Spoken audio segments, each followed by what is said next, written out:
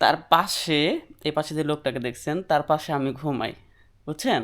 এই যে হচ্ছে তার বেড আর এই হচ্ছে আমার বেড, মানে পাশাপাশি। রাতে যখন পা দেয়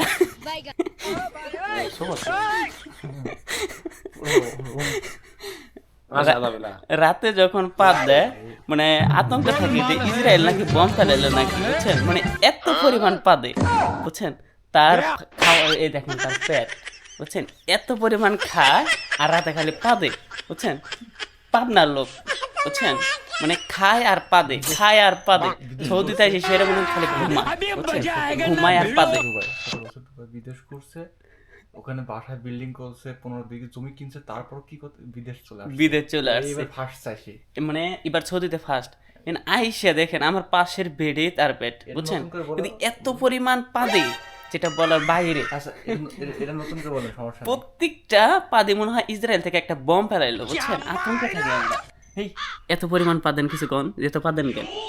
হ্যাঁ, এত পাদেন কেন? আরে পাদা পাদা না আসে কি আর বল। এই যে সে আগে 17 বছর বিদেশ ছিল, এটা 17 বছর দেখা যায় আপনার দুবাই ছিল, এখন দেখা যায় বাড়ি গাড়ি সব করে ফেলছে বাড়িতে। 15 বিঘে জমি এখন আবার সৌদিতে আসছে, কি পরিমাণ নেশা! এখন দেখা যায় ছোট একটা বাচ্চাও আছে, বাচ্চার বয়স কত?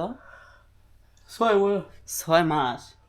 6 মাস, 6 মাস বয়সের বাচ্চা রেখে দেখা যায় চলে আসছে